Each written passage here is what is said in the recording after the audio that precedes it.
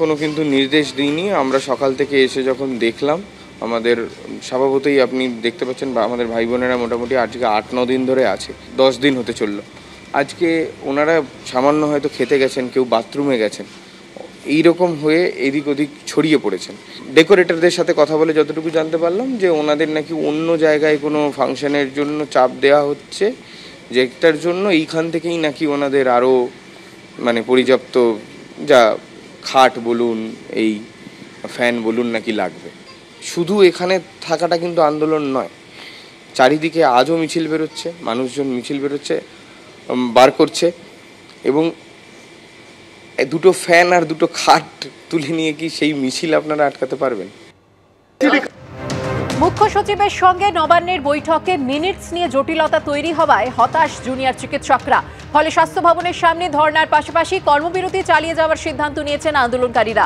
আজ অবস্থানের 10ম দিন ও কর্মবিরতির 41তম দিন। এখনো মেডিকেল কলেজ ও হাসপাতালগুলিতে জুনিয়র চিকিৎসকদের নিরাপত্তা সুনিশ্চিত করা ও থ্রেট কালচার বন্ধ করার ব্যাপারে রাজ্য সরকারের তৎপরতা দেখা যায়নি বলে দাবি করেছেন আন্দোলনকারীরা। আরজিকর মেডিকেলে চিকিৎসককে ধর্ষণ খুনের তদন্তে এবার সিবিআই দপ্তরে ডাক পড়ল ডিওয়াইএফআই নেত্রী মীনাক্ষী মুখোপাধ্যায়। সকাল 11টায় সিজিও কমপ্লেক্সে গেলেন ডিওয়াইএফআই এর রাজ্য সম্পাদক। 9ই আগস্ট আরজিকর হাসপাতাল থেকে চিকিৎসকের দেহ বার করার সময় সববাহী গাড়ি আজকে বিক্ষোভ দেখানো হয়। কেন্দ্রীয় এজেন্সির দাবি ছবিতে মীনাক্ষীকে দেখা যায়। সেই সূত্রে ডিওয়াইএফআই নেত্রীকে ডেকে জিজ্ঞাসাবাদ করে তার বয়ান রেকর্ড করতে চায় সিবিআই। আমরা তো নির্যাতিতা দোষীদের শাস্তি চাই, যাতে নির্যাতিতা দোষীরা তাড়াতাড়ি শাস্তি পায়, তার জন্যই এসেছি। যা বলবেন পুলিশ জোর করে বের করছিল, আর আমরা গাড়ি আটকে নির্যাতিতার পরিবারের সাথে 2 মিনিট কথা বলতে চেয়েছিলাম। আমরা চাই নির্যাতিতার দোষীরা শাস্তি পাক, আন্দোলনকে ডাইভার্ট করা যাবে না। আমরা তো নির্যাতিতা দোষীদের শাস্তি চাইছি।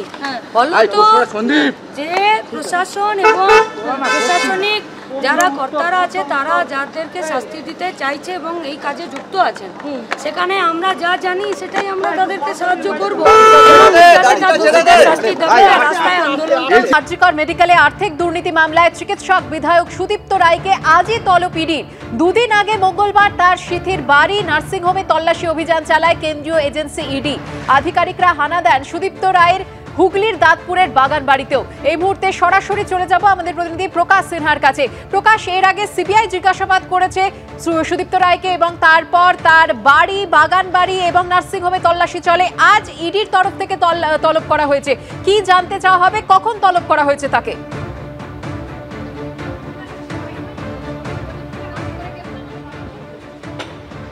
দেখো, তুমি জানো যে গত মঙ্গলবার প্রায় 20 ঘন্টা ধরে সুদীপ্ত রায়, তৃণমূল কংগ্রেসের বিধায়ক, তার বাড়িতে তল্লাশি অভিযান চালান।